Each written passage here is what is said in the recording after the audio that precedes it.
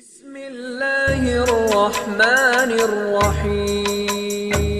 Ya Nabi salam alaika, ya Rasul salam alaika, ya Habib salam alaika, salawat. Assalamualaikum warahmatullahi wabarakatuh. Ta'ala na'udzu billahi minasyaitonir rajim. Bismillahirrahmanirrahim.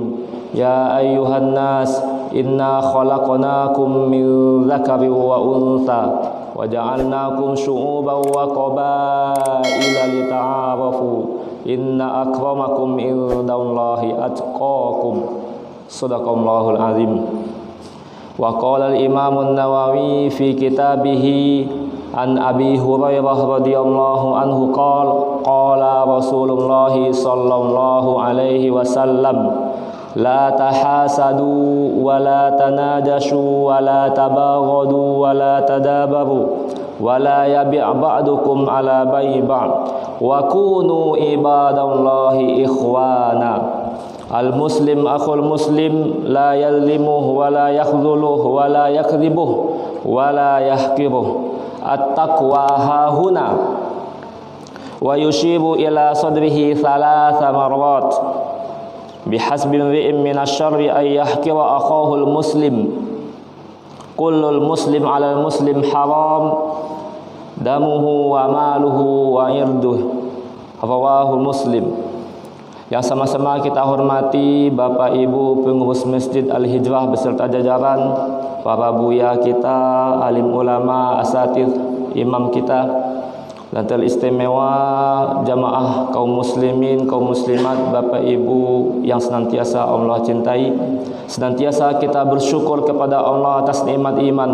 Dengan nikmat iman itulah senantiasa kita merasakan manisnya keimanan.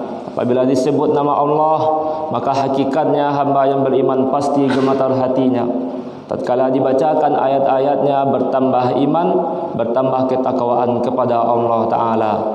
Kemudian dengan nikmat sehat dan sempat sehingga kita masih dapat solat subuh berjamaah, memakmurkan rumah Allah, menjalin ukhuwah Islamiyah. Semoga kita semua dapat istiqomah hingga akhir hayat nantinya. Amin ya rabbal alamin. Untuk mengawali kajian subuh kita pada pagi ini, Bapak Ibu, kita berdoa kepada Allah. Allahumma barik lana fi hadzal majlisil mubarak. Allahumma aghnina bil ilmi wa zayyinna bil hilmi wa akrimna bit taqwa wa jammilna bil afiyah. Bapak Ibu, kaum muslimin, kaum muslimat, sidang jamaah salat subuh rahimakumullah. Adapun judul kajian kita pada subuh ini, yang mana sifatnya hanya mengulang-ulang kaji saya Bapak Ibu, yang mana kita diamanahkan membahas hadis yang ke-35.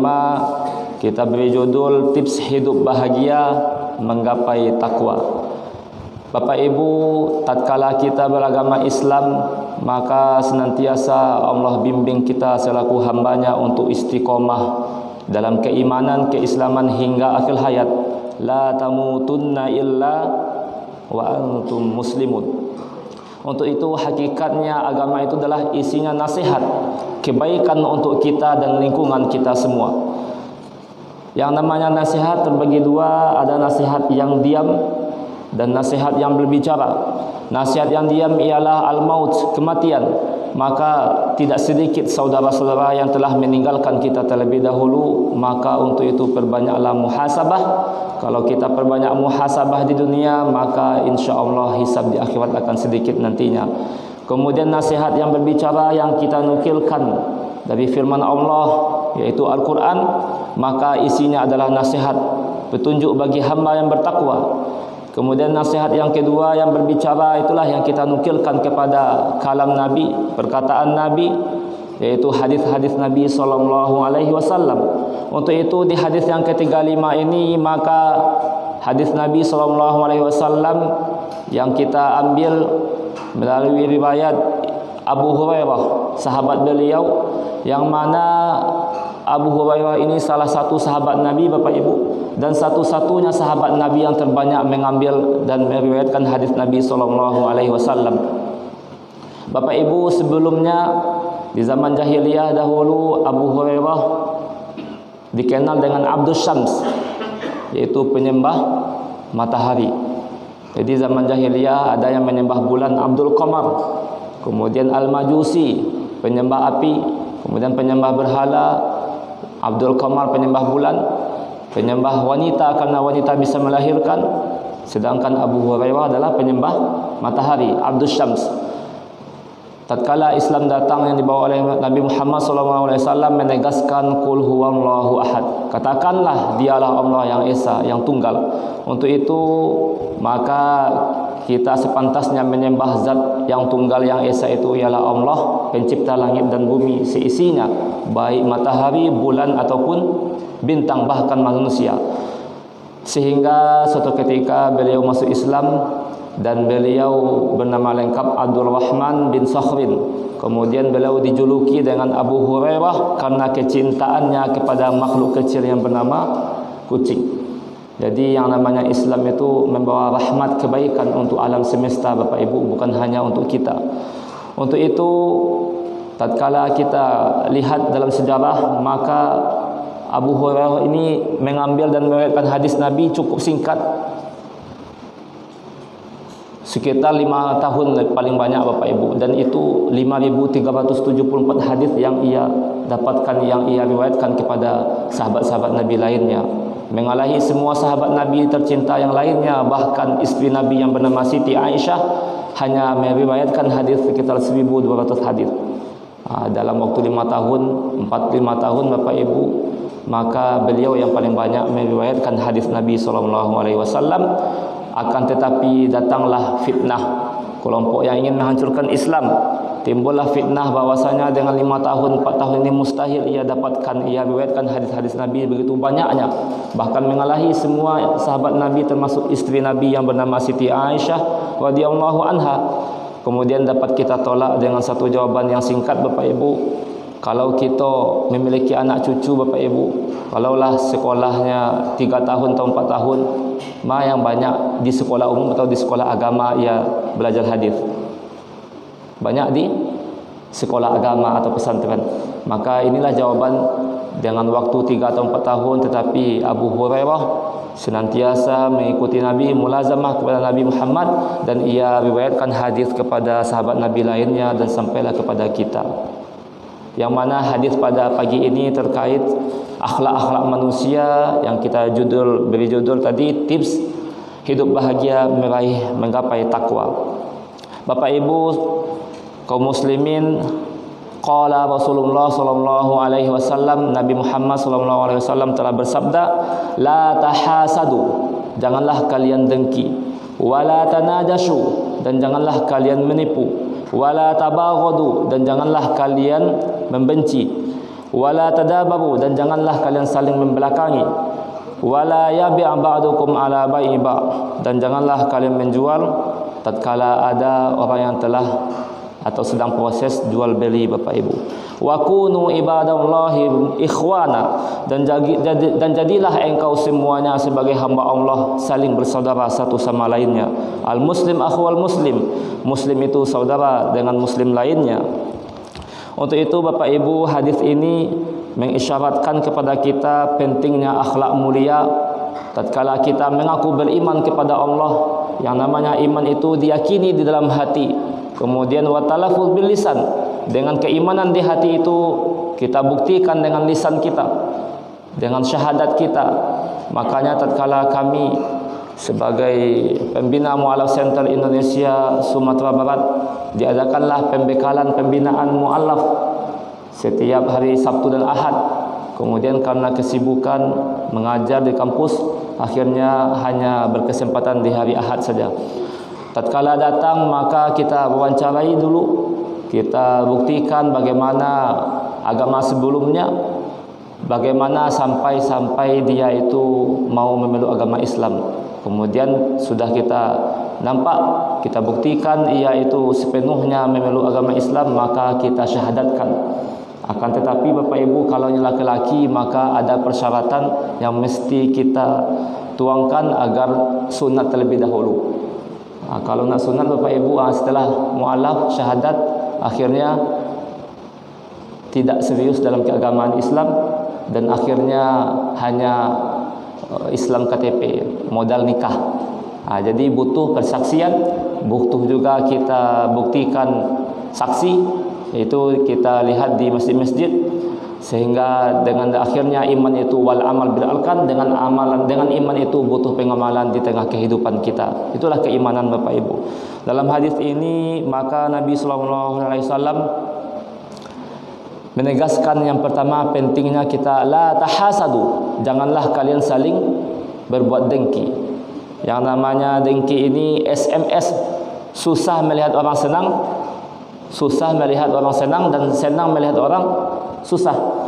Kemudian al-hasad tamanni zawalin ni'mah, yang namanya hasad dengki ini maka berharapnya hilangnya suatu nikmat yang didapatkan oleh teman kita.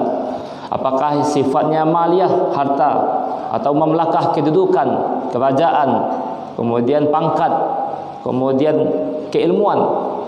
Maka begitu banyaknya penyakit hati ini, maka semoga kita terhindar Bapak Ibu. Janganlah kalian saling mendengki satu sama lainnya. Tatkala kita lihat fal hasad sifah qabihah, hasad itu adalah sifat yang jelek. Kemudian sepantasnya kita menjauhkan dari sifat-sifat jelek itu, karena seorang muslim tidak akan melakukan hal demikian Bapak Ibu. Kalau benar-benar muslim yang hakiki, maka ia menjauhkan dari sifat-sifat yang tercela, karena akan membahayakan hatinya, perkataannya maupun perbuatannya nantinya. Dan tatkala dengki ini sudah menghiasi di hati kita, maka jatuhlah kita pada suatu dosa Bapak Ibu. Kalau dosa itu dibiarkan selalu, maka itulah yang akan berbahaya, karena kita satu sama lainnya adalah saling bersaudara satu sama lainnya. Untuk itu yang pertama, janganlah kita saling mendengki. Kemudian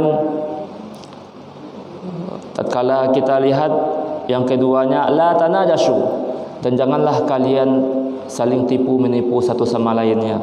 Kemudian kalau kita lihat dalam syarah hadisnya, maka saling menipu ini lebih fokusnya di dalam jual beli Bapak Ibu.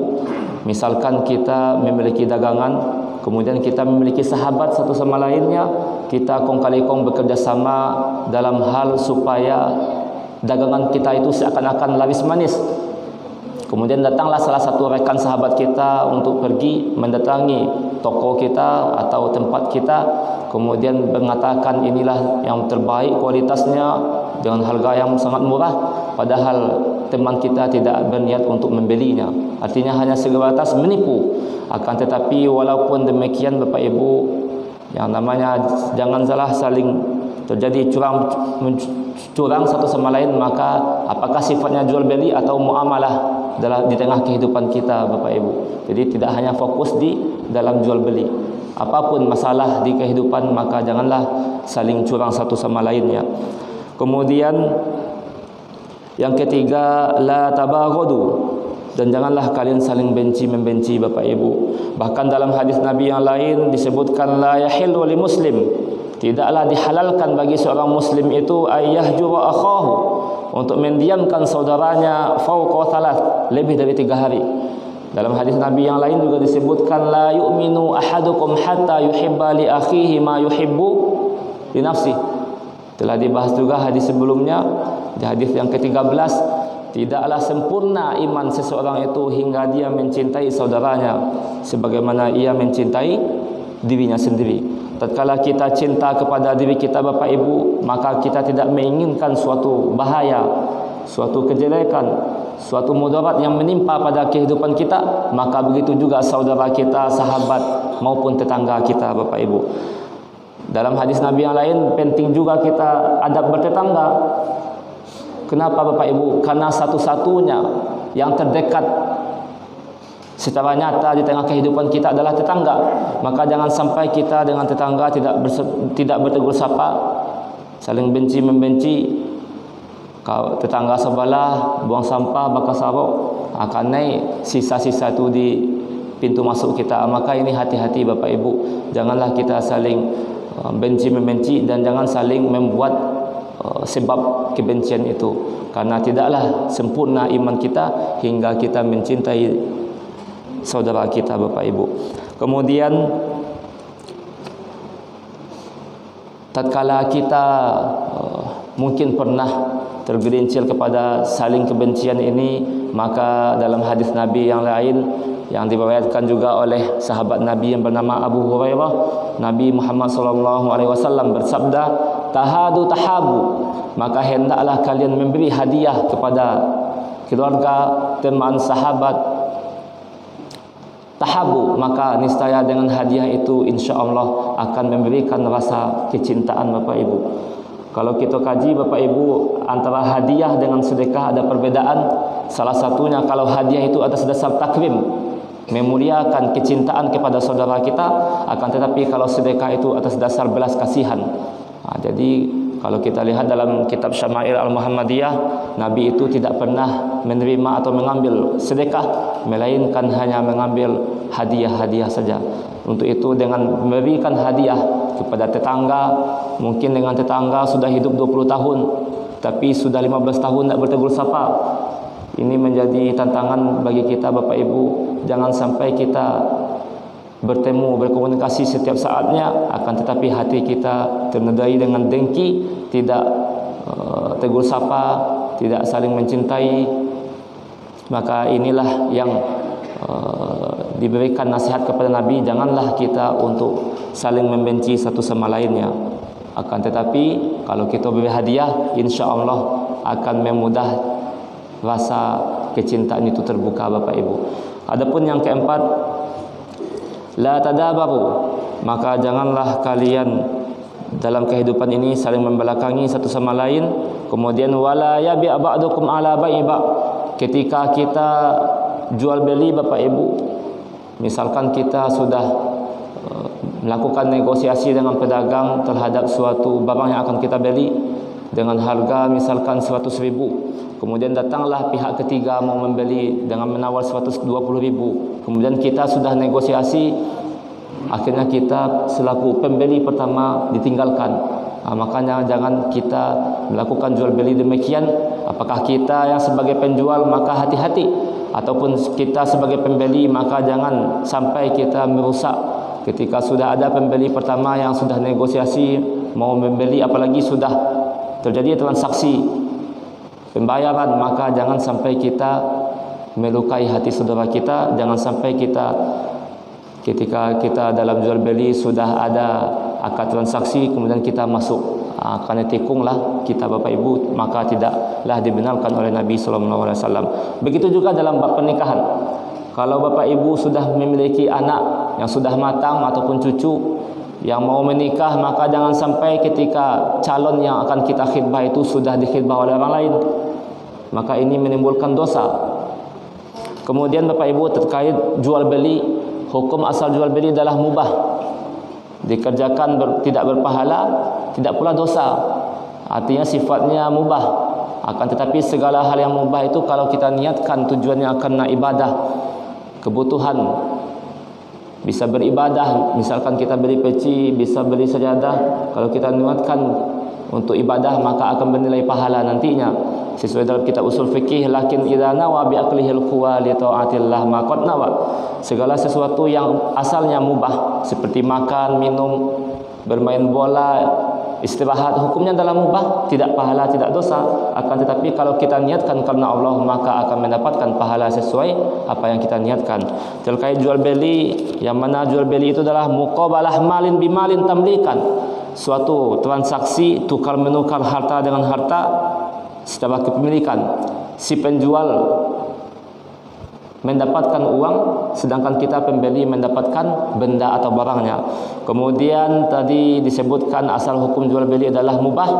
Wa ahallallahu al-bai'a wa harrama riba. Allah telah menghalalkan jual beli dan mengharamkan riba.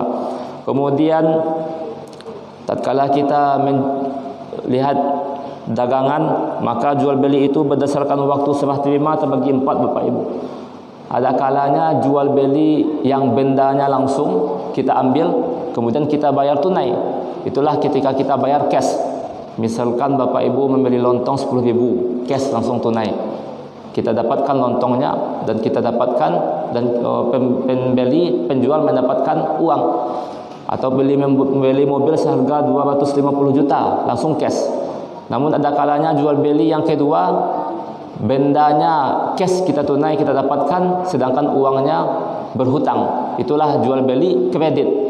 Jadi kalau jual beli kredit, hati-hati Bapak Ibu, jangan sampai kita terkecoh. Akadnya jelas, berapa tahun kita nyicil, berapa DP-nya, maka jangan sampai ada tindakan kerugian atau tipuan. Maka berhati-hatilah. Akan tetapi kalau nyicil pasti harganya lebih tinggi. Kemudian yang ketiga, ada kalanya jual beli itu bendanya hutang, uangnya tunai. Itulah nanti akad salam dan sebagainya macamnya. Seperti pulsa kita Bapak Ibu, uangnya tunai, kita beli pulsa 100.000, akan tetapi bendanya kita nyicil hutang.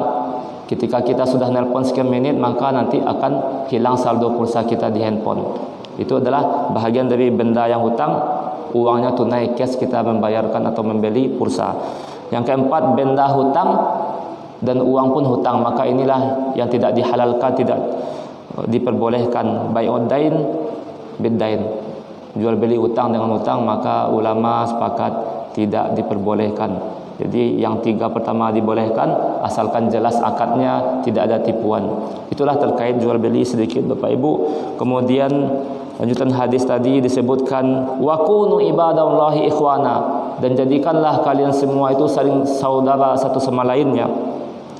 Al muslim akhul muslim, muslim yang satu dengan muslim yang lainnya adalah saling bersaudara. Kemudian la yazlimuh, janganlah kalian saling berbuat zalim, wala yakhdhuluh, dan janganlah saling menghina, bulian, cacian. Ketika ada saudara kita yang berbuat jahat, maka kita berdakwah paling minimal adalah dengan doa, dengan perkataan kita. Kalau tidak mampu, maka hati kita lah selemah-lemahnya iman. Tapi kalau kita mampu memiliki kekuasaan, maka ubahlah segala bentuk kemungkaran itu dengan yadih, dengan tangan kita, kekuasaan kita. Kalau tidak mampu dengan perkataan, kalau tidak mampu dengan doa kita Bapak Ibu. Kemudian wala yakdzibuh, dan janganlah saling mendustai, janganlah berbuat dusta. Wala yahkibuh, dan janganlah kalian saling merendahkan. Sehebat apapun kita, setinggi apapun jabatan, pangkat, harta yang kita miliki yang sangat banyak, akan tetapi tempat serendah-rendahnya kita nanti setelah wafat adalah di tanah Bapak Ibu. Untuk itu dalam ayat yang telah dibacakan di awal tadi, inna akramakum indallahi atqakum, sesungguhnya yang paling mulia di sisi Allah adalah yang bertakwa. Innallaha la yanzuru ila ajsamikum, kata Nabi, sesungguhnya Allah tidak melihat jasad kita, wa ila suwarikum, dan bentuk kita, walakin akan tetapi yanzuru ila qulubikum, Allah Subhanahu wa taala akan melihat bagaimana hati kita. Sehingga hadis tadi lanjutannya at-taqwa hahuna, Nabi mengatakan sebanyak 3 kali isyarat ke dada ini Bapak Ibu. Maka pentingnya kita untuk meningkatkan keimanan, ketakwaan kita kepada Allah taala. Dan di dalam kitab Fathul Mubin yang namanya takwa itu bermakna ijtinabu adzabillah bi fi'lil ma'mur wa talqir mahdzur. Takwa itu menjauhkan segala bentuk yang menimbulkan azab dari Allah taala dengan jalan melakukan segala bentuk perintah yang telah Allah tetapkan dan meninggalkan apa yang telah dilarang oleh Allah taala. Kemudian bihasbi imri'in minasyarri ay yahki wa akhahul muslim, maka dengan cukuplah dosa-dosa yang kita lakukan itu sebagai benteng pertahanan kita untuk kita jauhkan, karena kita satu sama lain adalah saling bersaudara. Kemudian terakhir, kullul muslim alal muslim haram, setiap kita satu sama lainnya maka terjaga dalam 3 hal. Yang pertama, darah kita, nyawa kita ini terjaga Bapak Ibu.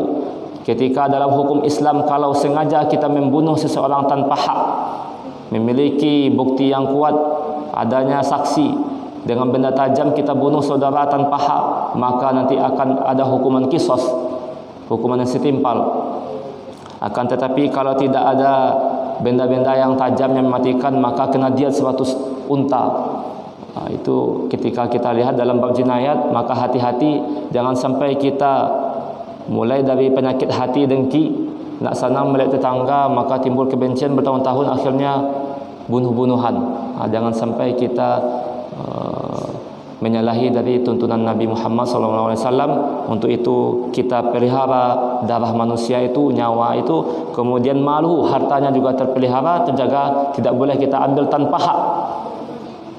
Kalau ada yang korupsi Bapak Ibu, yang koruptor, maka tak cukup bertaubat dengan istighfar, bertaubat kepada Allah, mesti ia kembalikan hak-hak manusia, kas negara itu mesti ia kembalikan, walaupun nantinya dia kena hukuman sel tahanan.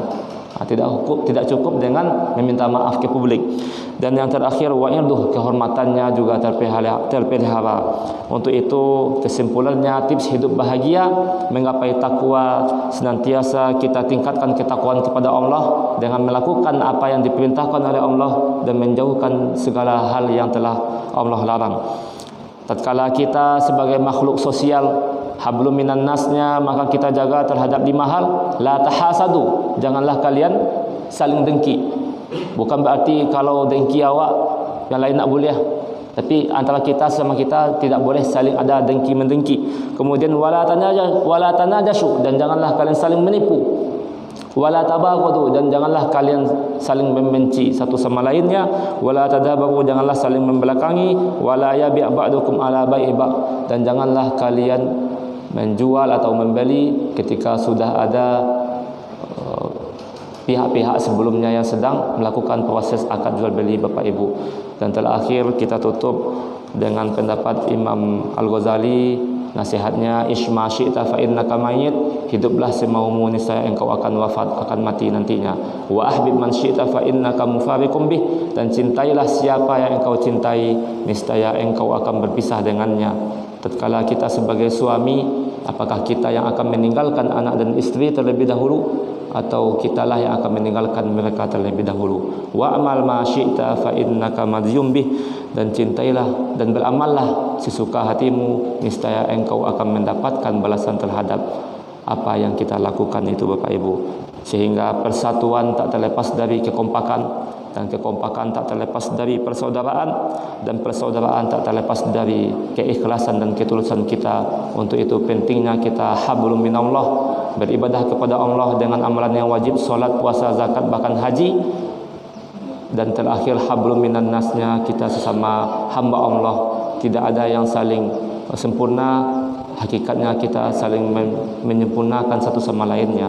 Untuk itu semoga kita dapat menjalani hidup ini dengan ketenangan lahir dan batin nantinya.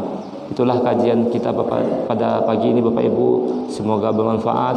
Barakallahu li wa lakum jami'an. Mohon maaf atas segala kekhilafan dan kesalahan. Wabillahi taufik wal hidayah.